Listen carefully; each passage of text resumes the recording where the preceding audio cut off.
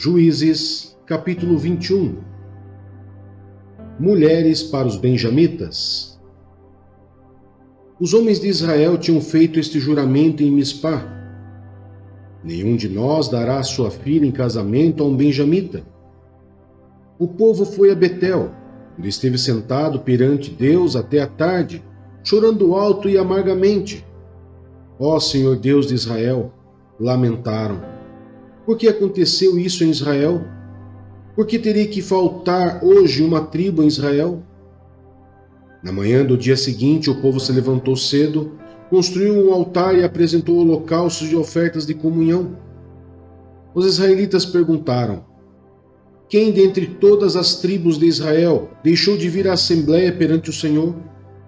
Pois tinham feito um juramento solene de que qualquer que deixasse de se reunir perante o Senhor em Mispá seria morto. Os israelitas prantearam pelos seus irmãos benjamitas. Hoje uma tribo foi eliminada de Israel, diziam. Como poderemos conseguir mulheres para os sobreviventes, visto que juramos pelo Senhor não lhes dar em casamento nenhuma de nossas filhas? Então perguntaram: qual das tribos de Israel deixou de reunir-se perante o Senhor em Mispá? Descobriu-se então que ninguém de Jabes, Gileade, tinha vindo ao acampamento para a assembleia. Quando contaram o povo, verificaram que ninguém do povo de Jabes, Gileade estava ali. Então a comunidade enviou 12.000 homens de guerra, com instruções para irem a Jabes, Gileade, e matarem à espada todos os que viviam lá, inclusive mulheres e crianças. É isso que vocês deverão fazer, disseram. Matem todos os homens e todas as mulheres que não forem virgens. Entre o povo que vivia em Jabes, Gileade, encontraram 400 moças virgens e as levaram para o acampamento de Siló, em Canaã. Depois a comunidade toda enviou uma oferta de comunhão aos benjamitas que estavam na rocha de Rimom. Os benjamitas voltaram naquela ocasião e receberam as mulheres de Jabes, Gileade, que tinha sido poupada. Mas não havia mulheres suficiente para todos eles. O povo pranteou Benjamim, pois o Senhor tinha aberto uma lacuna nas tribos de Israel. E os líderes da comunidade disseram: mortas as mulheres de Benjamim, como conseguiremos mulheres para os homens que restaram? Os benjamitas sobreviventes precisam ter herdeiros para que uma tribo de Israel não seja destruída. Não podemos dar-lhes nossas filhas em casamento, pois nós israelitas fizemos este juramento. Maldito seja todo aquele que der mulher a um benjamita. Há, porém, a festa anual do Senhor em Siló, ao norte de Betel, a leste da estrada que vai de Betel a Siquém e ao sul de Lebona. Então mandaram para lá os benjamitas, dizendo: vão, escondam-se nas vinhas e fiquem observando. Quando as moças de Siló forem para as danças, saiam correndo das vinhas, e cada um de vocês apodere-se de uma das moças de Siló, e vá para a terra de Benjamim. Quando os pais ou irmãos delas se queixarem a nós, diremos: tenham misericórdia deles, pois não conseguimos mulheres para eles durante a guerra, e vocês são inocentes, visto que não lhes deram suas filhas. Foi o que os benjamitas fizeram. Quando as moças estavam dançando, cada homem tomou uma para fazer dela sua mulher. Depois voltaram para a sua herança, reconstruíram as cidades e se estabeleceram nelas. Na mesma ocasião, os israelitas saíram daquele local e voltaram para as suas tribos e para os seus clãs, cada um para a sua própria herança. Naquela época, não havia rei em Israel. Cada um fazia o que lhe parecia certo.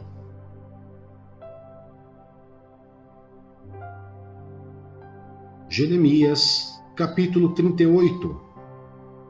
Jeremias, confinado numa cisterna. E ocorreu que Cefatias, filho de Matã, Gedalias, filho de Pazur, Jucal, filho de Selemias, e Pazur, filho de Malquias, ouviram que Jeremias estava dizendo a todo o povo: assim diz o Senhor: aquele que permanecer nessa cidade morrerá pela espada, pela fome e pela peste, mas aquele que se render aos babilônios viverá, escapará com vida e sobreviverá. E assim diz o Senhor: esta cidade certamente será entregue ao exército do rei da Babilônia, que a conquistará. Então os líderes disseram ao rei: este homem deve morrer. Ele está desencorajando os soldados que restaram nesta cidade, bem como todo o povo, com as coisas que ele está dizendo. Este homem não busca o bem deste povo, mas a sua ruína. O rei Zedequias respondeu: ele está em suas mãos. O rei não pode opor-se a vocês. Assim, pegaram Jeremias e o jogaram na cisterna de Malquias, filho do rei, a qual ficava no pátio da guarda. Baixaram Jeremias por meio de cordas para dentro da cisterna. Não havia água na cisterna, mas somente lama, e Jeremias afundou na lama. Mas Ebed-Meleque, o etíope oficial do palácio real, ouviu que eles tinham jogado Jeremias na cisterna. Ora, o rei estava sentado junto à porta de Benjamim, e Ebed-Meleque saiu do palácio e foi dizer-lhe: ó rei, meu senhor, esses homens cometeram mal em tudo o que fizeram ao profeta Jeremias.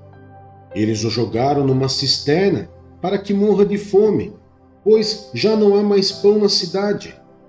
Então o rei ordenou a Ebed-Meleque, o etíope: leve com você 3 homens sob as suas ordens e retire o profeta Jeremias da cisterna antes que ele morra. Então Ebed-Meleque levou consigo os homens que estavam sob as suas ordens e foi à sala que ficava debaixo da tesouraria do palácio. Pegou alguns trapos e roupas velhas e desceu cordas até Jeremias na cisterna. Ebed-Meleque, o etíope, disse a Jeremias: põe esses trapos e roupas velhas debaixo dos braços, para servirem de almofadas para as cordas. E Jeremias assim fez. Assim, com as cordas o puxaram para cima e o tiraram da cisterna. E Jeremias permaneceu no pátio da guarda. Jeremias é interrogado novamente. Então o rei Zedequias mandou trazer o profeta Jeremias e o encontrou na terceira entrada do templo do Senhor. Quero pedir-te uma palavra, disse o rei. Não me escondas nada. Jeremias disse a Zedequias: se eu lhe der uma resposta, você não me matará? Mesmo que eu o aconselhasse, você não me escutaria. O rei Zedequias, porém, fez este juramento secreto a Jeremias: juro pelo nome do Senhor, de quem recebemos a vida, que eu não te matarei, nem te entregarei nas mãos daqueles que desejam tirar-te a vida. Então Jeremias disse a Zedequias: assim diz o Senhor dos Exércitos, Deus de Israel: se você se render imediatamente aos oficiais do rei da Babilônia, sua vida será poupada e essa cidade não será incendiada. Você e a sua família viverão. Mas, se você não se render imediatamente aos oficiais do rei da Babilônia, esta cidade será entregue nas mãos dos babilônios, e eles a incendiarão. Nem mesmo você escapará das mãos deles. O rei Zedequias disse a Jeremias: tenho medo dos judeus que estão apoiando os babilônios, pois os babilônios poderão entregar-me nas mãos deles, e eles me maltratarão. Eles não o entregarão, Jeremias respondeu. Obedeça ao Senhor, fazendo o que eu lhe digo, para que tudo lhe corra bem e sua vida seja poupada. Mas se você não quiser render-se, foi isto que o Senhor me revelou: todas as mulheres deixadas no palácio real de Judá serão levadas aos oficiais do rei da Babilônia, e elas lhe dirão: aqueles teus amigos de confiança te enganaram e prevaleceram sobre ti. Teus pés estão atolados na lama, teus amigos te abandonaram. Todas as suas mulheres e os seus filhos serão levados aos babilônios. Você mesmo não escapará das mãos deles, mas será capturado pelo rei da Babilônia, e essa cidade será incendiada. Então Zedequias disse a Jeremias: se alguém souber dessa conversa, tu morrerás. Se os líderes ouvirem que eu conversei contigo e vierem dizer-te: conta-nos o que disseste ao rei e o que o rei te disse, não esconda nada de nós, senão nós te mataremos. Dize: fui suplicar ao rei que não me mandasse de volta à casa de Jonatas, para ali morrer. Quando os líderes vieram interrogar Jeremias, ele lhes disse tudo o que o rei tinha ordenado que dissesse. E eles não lhe perguntaram mais nada, pois ninguém tinha ouvido a conversa com o rei.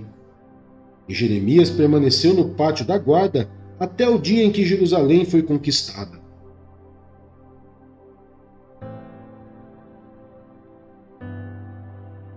Lucas, capítulo 9. Jesus envia os 12. Reunindo os 12, Jesus deu-lhes poder e autoridade para expulsar todos os demônios e curar doenças, e os enviou a pregar o reino de Deus e a curar os enfermos.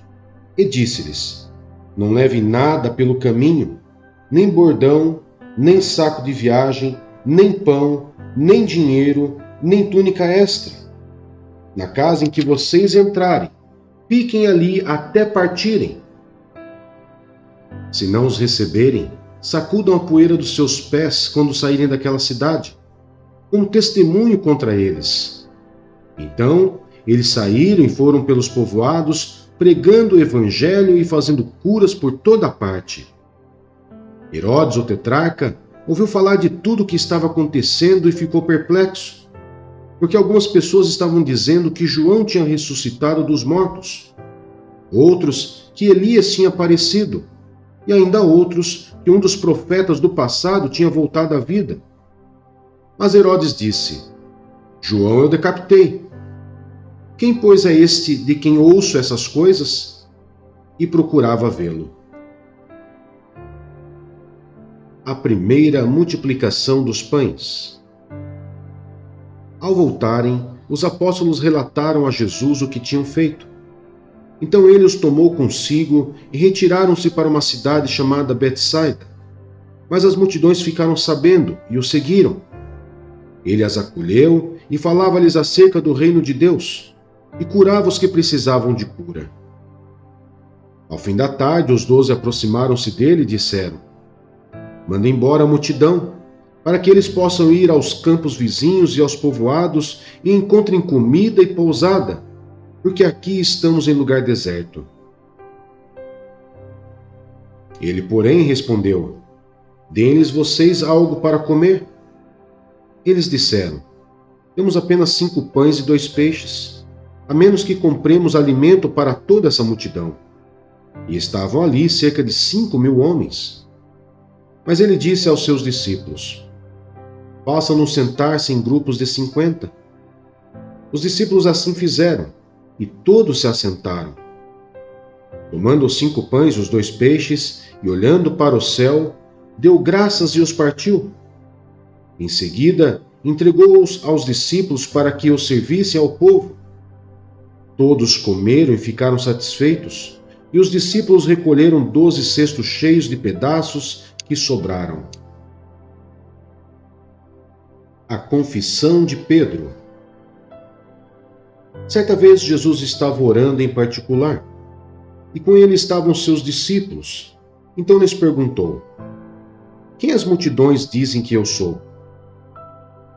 Eles responderam: alguns dizem que és João Batista, outros Elias, e ainda outros que és um dos profetas do passado que ressuscitou. E vocês, o que dizem? Perguntou. Quem vocês dizem que eu sou? Pedro respondeu: o Cristo de Deus.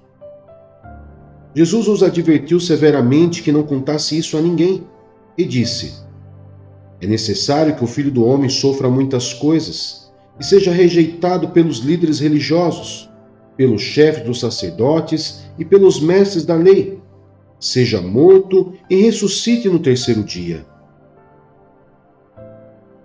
Jesus dizia a todos: se alguém quiser acompanhar-me, negue-se a si mesmo.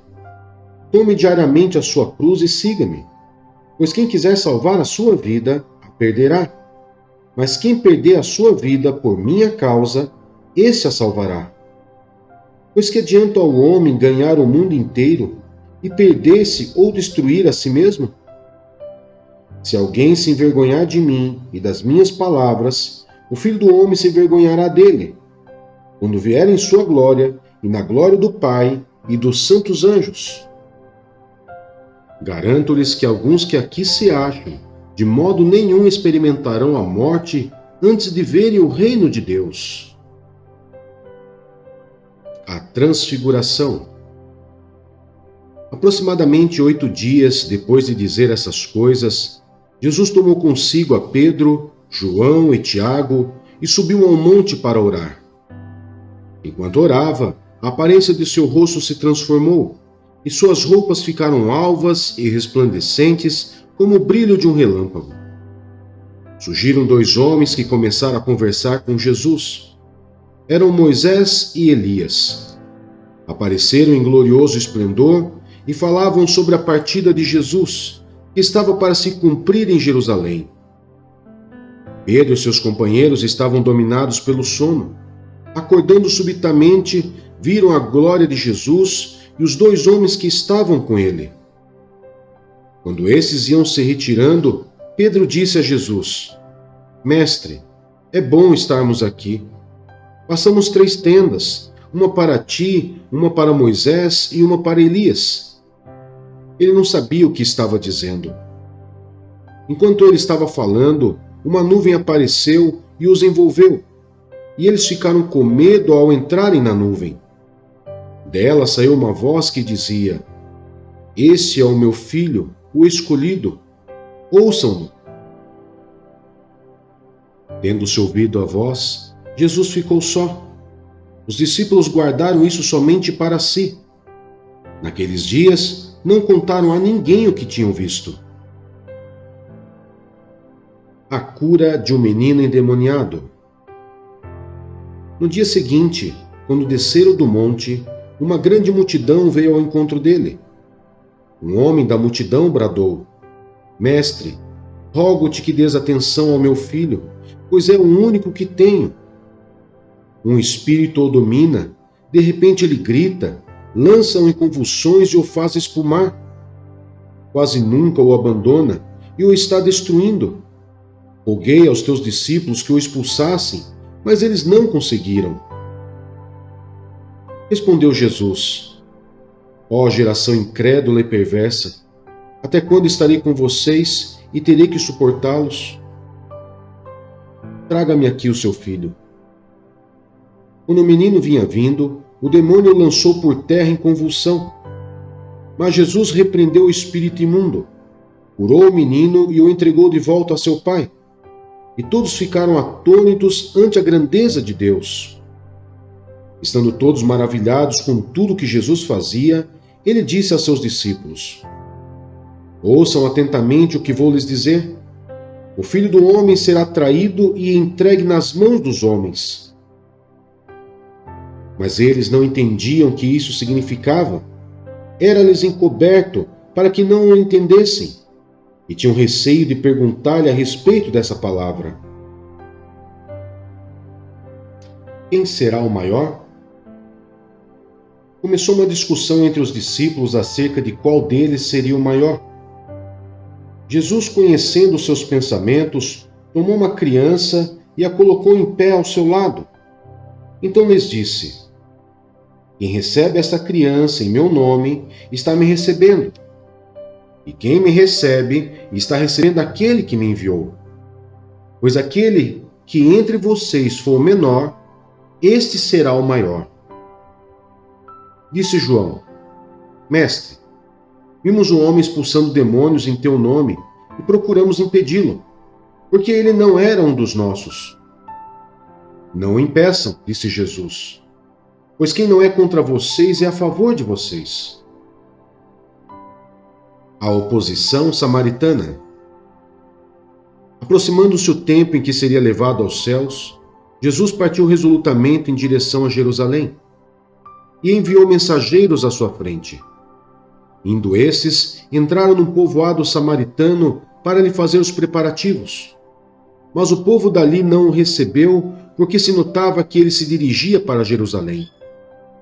Ao verem isso, os discípulos Tiago e João perguntaram: Senhor, queres que façamos cair fogo do céu para destruí-los? Mas Jesus, voltando-se, os repreendeu, dizendo: Vocês não sabem de que espécie de espírito vocês são? Pois o Filho do Homem não veio para destruir a vida dos homens, mas para salvá-los. E foram para o outro povoado. Quão difícil é seguir Jesus! Quando andavam pelo caminho, um homem lhe disse: Eu te seguirei por onde quer que fores. Jesus respondeu: As raposas têm suas tocas e as aves do céu têm seus ninhos, mas o Filho do Homem não tem onde repousar a cabeça. A outro disse: Siga-me. Mas o homem respondeu: Senhor, deixa-me ir primeiro sepultar meu pai. Jesus lhe disse: Deixe que os mortos sepultem os seus próprios mortos. Você, porém, vá e proclame o reino de Deus. Ainda outro disse: Vou seguir-te, Senhor, mas deixa-me primeiro voltar e despedir-me da minha família. Jesus respondeu: Ninguém que põe a mão no arado e olha para trás é apto para o reino de Deus.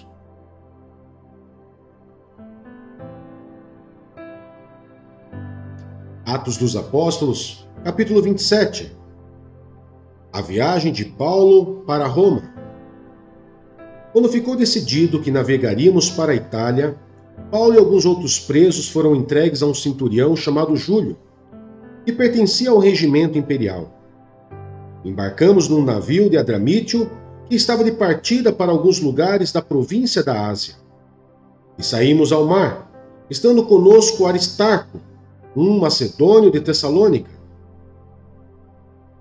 No dia seguinte, ancoramos em Sidom, e Júlio, num gesto de bondade para com Paulo, permitiu-lhe que fosse ao encontro de seus amigos, para que estes suprissem as suas necessidades. Quando partimos de lá, passamos ao norte de Chipre, porque os ventos nos eram contrários. Tendo atravessado o mar aberto ao longo da Cilícia e da Panfilha, ancoramos em Mirra, na Lícia. Ali o centurião encontrou um navio alexandrino, que estava de partida para a Itália, e nele nos fez embarcar. Navegamos vagarosamente por muitos dias e tivemos dificuldades para chegar a Quinido. Não sendo possível prosseguir em nossa rota, devido aos ventos contrários, navegamos ao sul de Creta, defronte de Salmona. Costeamos a ilha com dificuldade e chegamos a um lugar chamado Bons Portos, perto da cidade de Laceia. Tínhamos perdido muito tempo e agora a navegação se tornara perigosa, pois já havia passado o jejum. Por isso Paulo os advertiu: Senhores, vejo que a nossa viagem será desastrosa e acarretará grande prejuízo para o navio, para a carga e também para a nossa vida. Mas o centurião, em vez de ouvir o que Paulo falava, seguiu o conselho do piloto e do dono do navio. Visto que o porto não era próprio para passar o inverno, a maioria decidiu que deveríamos continuar navegando, com a esperança de alcançar Fenícia e ali passar o inverno. Este era um porto de Creta, que dava para o sudeste e noroeste. A tempestade. Começando a soprar suavemente o vento sul, eles pensaram que havia obtido o que desejavam. Por isso levantaram âncoras e foram navegando ao longo da costa de Creta. Pouco tempo depois, desencadeou-se da ilha um vento muito forte, chamado Nordeste. O navio foi arrastado pela tempestade. Sem poder resistir ao vento, assim cessamos as manobras e ficamos à deriva. Passando ao sul de uma pequena ilha chamada Clauda, foi com dificuldade que conseguimos recolher o barco salva-vidas. Levantando-o, lançaram mão de todos os meios para reforçar o navio com cordas, e temendo que ele encalhasse nos bancos de areia de Sirte, baixaram as velas e deixaram o navio à deriva. No dia seguinte, sendo violentamente castigados pela tempestade, começaram a lançar fora a carga. No terceiro dia, lançaram fora com as próprias mãos a armação do navio. Não aparecendo nem sol nem estrelas por muitos dias, e continuando a abater-se sobre nós grande tempestade, finalmente perdemos toda a esperança de salvamento. Visto que os homens tinham passado muito tempo sem comer, Paulo levantou-se diante deles e disse: Os senhores deviam ter aceitado o meu conselho de não partir de Creta, pois assim teriam evitado este dano e prejuízo. Mas agora recomendo-lhes que tenham coragem, pois nenhum de vocês perderá a vida, apenas o navio será destruído. Pois ontem à noite apareceu-me um anjo do Deus a quem pertenço e a quem adoro, dizendo-me: Paulo, não tenha medo. É preciso que você compareça perante César. Deus, por sua graça, deu-lhe a vida de todos os que estão navegando com você. Assim tenham ânimo, senhores. Creio em Deus que acontecerá do modo como me foi dito. Devemos ser arrastados para alguma ilha. O naufrágio. Na 14ª noite, ainda estávamos sendo levados de um lado para outro no mar Adriático. Quando por volta da meia-noite, os marinheiros imaginaram que estávamos próximos da terra. Lançando a sonda, verificaram que a profundidade era de 37 metros.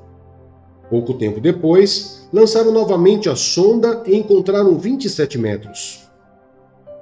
Temendo que fôssemos jogados contra as pedras, lançaram 4 âncoras da popa e faziam preces para que amanhecesse o dia. Tentando escapar do navio, os marinheiros baixaram o barco salva-vidas ao mar, a pretexto de lançar âncoras da proa. Então Paulo disse ao centurião e aos soldados: Se estes homens não ficarem no navio, vocês não poderão salvar-se. Com isso, os soldados cortaram as cordas que prendiam o barco salva-vidas e o deixaram cair.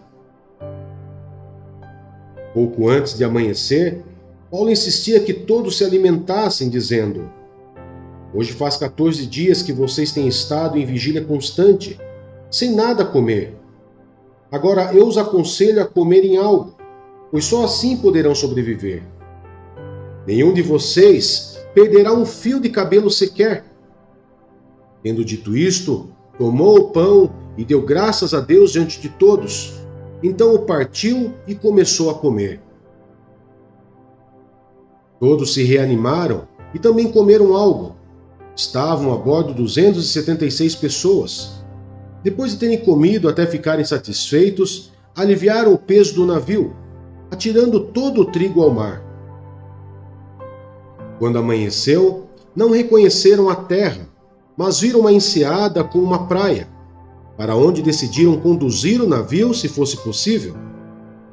Cortando as âncoras, deixaram-nas no mar, desatando ao mesmo tempo as cordas que prendiam os lemes. Então, alçando a vela da proa ao vento, dirigiram-se para a praia. Mas o navio encalhou num banco de areia, onde tocou o fundo. A proa encravou-se e ficou imóvel, e a popa foi quebrada pela violência das ondas. Os soldados resolveram matar os presos para impedir que algum deles fugisse, jogando-se ao mar. Mas o centurião queria poupar a vida de Paulo e os impediu de executar o plano. Então ordenou aos que sabiam nadar que se lançassem primeiro ao mar em direção à terra. Os outros teriam que salvar-se em tábuas ou em pedaços do navio. Dessa forma, todos chegaram a salvo em terra.